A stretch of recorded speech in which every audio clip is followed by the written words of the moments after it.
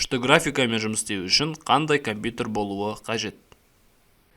Бұл жерде біз Blender және 3D Max бағдарламасының үлгісінде көрсететін боламыз. Негізі, сіздің жұмыс істейтін бағытыңызға байланысты бұл характеристикалар, мінездемелер талап етілетін болады. Мысалға, сіз тек модель жасаумен айналыссаңыз, онда барлық компьютерлер жалпы келе береді. Ары қарай анимация, симуляция, тағы да спецэффект сияқты қиындау жұмыстармен айналысатын болсаңыз, әрине мықтырақ компьютер қажет болады. Енді біз Blender'да осы курста өттік, 3D Max'та алдағы кеңейтілген курстарда өтетін боламыз. Енді қарап өтсек, Blender'да бізде бірінші 64 биттік процессор қажет. Негізгі процессорлердің барлығы қазір 64 биттік, сондықтан да барлығы жарай береді. Кемінде 8 гигабайт озу дегенген, 4 гигабайт озу болса да негізі жарай береді, бірақ Blender көбірек ресурсты талап етеді. Одан кейін мына жерде монитор барлықтарыңызда міндетті түрде болу керек. Тышқан, пернетақта 2 бастан.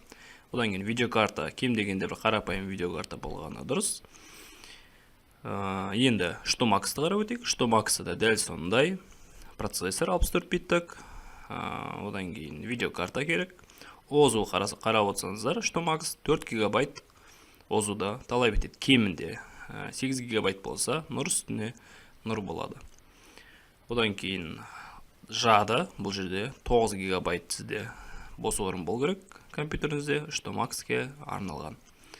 Blender шамамен 300 мегабайттай ғана талап етеді, бірақ оған қосымша Blender Kit сияқты қосымшаларды қоса берген сайын оның да салмақ мөлшері ұлғая түседі.